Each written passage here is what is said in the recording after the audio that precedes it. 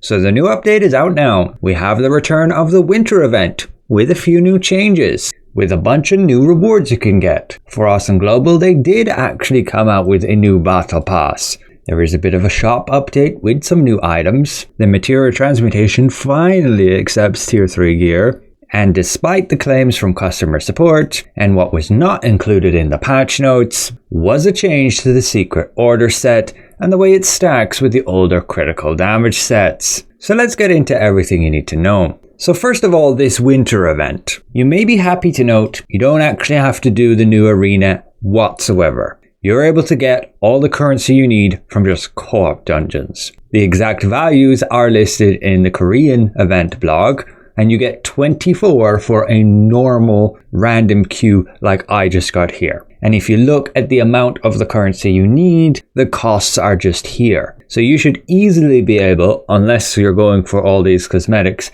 get enough of these Star Tree coins to buy all the materials, including these Chaos Runes. Something I find a little bit odd is we can get a maximum of just 28 of these Chaos Runes, versus the Korean server, which gets a total limit of 30. I don't know why they're doing this differently. I say we get 28, although the event's only going to last 3 weeks, and that's because they usually keep the event vendor around for the week after the event ends, and so if you have enough currency, you'll be able to buy these runes again. So make sure you have 70 before the event ends to be able to buy them again. And they help a lot to upgrade your older Chaos Runes if you haven't fully done so already. Very simple, just do your dungeons here, do your trials, and you should get enough currency. But yes, there is the check-in event. You can claim these rewards every day, this fishing bait you can use, and you can try get lucky, getting upwards of 10 million solent from using the golden fish you catch. What is interesting is we're going to be getting these new contract scrolls, and I'm not actually sure what they're supposed to do. I don't believe the Korean blog highlights it, and we don't have an event blog of ourselves. So we'll have to see when we can claim them on day 4. You will also get these food packs on some of those days, but you can get a lot more of them by going to your Amatoy house. If we claim the rewards from an 8-hour expedition, we can see we get 8 of these food selection chests. And this allows you to get some useful stuff, like the smile cookies for PvP mainly. I wouldn't use these in PvE. You're better off with the species damage boost ones. The Star Tree cake, very good for your Abyss dungeons, getting that weapon mastery if you still want it. And then the utility food with the move speed and attack speed, instead of, say, scorpion tail fritters. But what's interesting is we also have a login event. So it encourages you to remain logged in for 1 hour every day. And this gives us the new Solstice gift chest. The Korean blog says you should give this to villagers. There should be one in each of these villages. I can't find it right now, but it should just give you furniture as a show of gratitude. So yeah, just claim those rewards every day. And that's it for the winter event. We'll then look at the battle pass, so the Solisium Star Tree, and it reminds me very much of the heroic battle pass that we had. You can look at all the rewards, and the amount it's going to cost you to buy the premium pass is 500 Lucent. So back to the normal price, but if we actually look at everything you're getting here, this is less than half of what you got with the heroic pass, which cost nearly double this. You can see here, this is the heroic pass that we got, and that's everything you got. 120 of each of those materials, and you got over 700 unlock stones. Now we're getting less than half that, at not even half the price, at 500 versus 950 that the heroic pass cost. So I'm really not sure what their thought process is. I, for one, won't be buying it. I don't need the extra materials. Yes, I'm tempted with the unlock stones, but to make a point, I won't. The usual battle pass, yes, only has 1 week left. I got to go and actually do these activities. Haven't played too much this month. Finish it, get the star crystals, and ideally get these rune chests, unlock stones, extract stones, conversion stones. As for the shop, you can see what they're advertising here. There is some new furniture that you could have in your house for decoration. Kind of cute. They still have this skin on sale. And then the Sacred Grove weapons, which includes the orb. I believe it hasn't returned since. That is the Sacred Grove outfit right here. which does look pretty neat. Then just rotating some morphs and amatoys, tombstones, and yeah, that's about it. In terms of the material transmutation system, yes, it will now accept your tier 3 gear and has a very small chance at tier 5 to actually give you back some tier 3 gear. It's 7.5% on random here. For weapons, it's 4%. Armor is 5%. Same for accessories. And all of the stuff that it does give is not too great.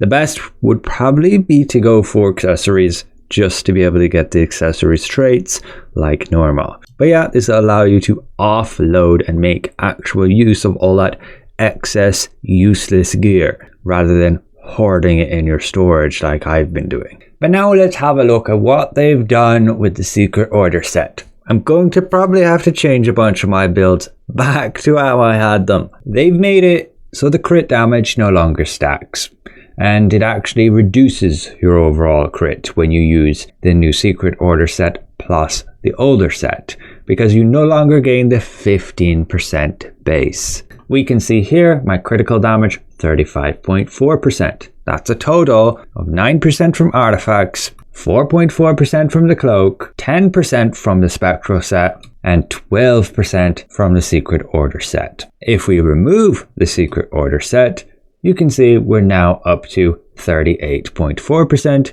because we now have the 15% from the base spectral set. So despite customer support claiming that it's intended, the devs have gone and changed this without telling us in the patch notes. I highly recommend don't trust a word customer support says about the game. They have absolutely no clue and do not play the game themselves. They can only help you with whatever's listed on their spreadsheet. So yeah, it's been nerfed. You end up with less overall critical damage by 3%, but you do still gain the full heavy attack damage, as we are at 119%, which is 14% plus the 5.2 from the Brutal Agony Ring. And then you have 100% base. But what this means is, yeah, using Sacred Set is nearly just as viable on Fury, if not better, when you have people in the group stacking Tevent orb effects. I have done some DPS tests and I was consistently getting just over 160,000 DPS, as you see here, which is an improvement from what I see with the Sacred Set, because you are still gaining that extra heavy attack damage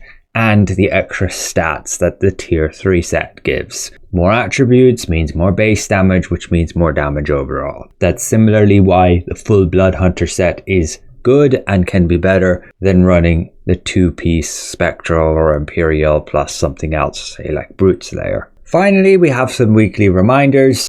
I will first highlight that, yeah, you should still be going every day, twice per day, to at least the peace event, the territory event, in order to kill your 50 mobs and claim the gear chest, even if it's to just sell the gear, the lithograph, or the traits. But visit your Sundries merchant, get the contract scrolls, do your Amatoy expeditions for contract tokens and food stuff. Do your contracts, either these or cooking contracts. Spend your contract coins on extract stones and enchanted ink. Visit your guild merchant and at least get the conversion stones. And if you have spare, you can get unlock stones or chaos prisms. Ideally be in a guild that does their guild bosses to get those coins. Go to your field bosses. At least get the participation reward and purchase like the unlock stones here or other useful items. Go to Nebula, the Lawless Wilds, farm mobs, get Nebula stones, potentially some new gear drops, purchase these blessing pouches, unlock stones, and you could maybe save up for this, but I don't think it's a good investment for your time. You can do your battlegrounds, getting your combat coins, ranking, and buy some useful items here, definitely getting the runes every week. This week's Dimensional Trial is Halls of Tragedy. You can just do it on tier 1 to get the accumulated point rewards, getting these new chests, runes, fortitude coins, and you can open the chests spending your dimensional contract tokens, and you can do the random normal queue to spend the other dimensional contract tokens, taking away extra loyalty coins. Do your solo dungeons 3 times, do your Gate of Infinity, at least for the achievement rewards, and do your Tadale's Tower via the contracts you purchased earlier from the Sundries Merchant. And that's about it. Ultimately, I think it's a pretty good improvement that you can just do random queues and you can get the currency for the Christmas event. You don't have to do this Amatoi PvP if you don't want to, and still take away all the rewards. So that's it for now. A special thank you to all my channel members, and we'll see you in the next one. Goodbye for now.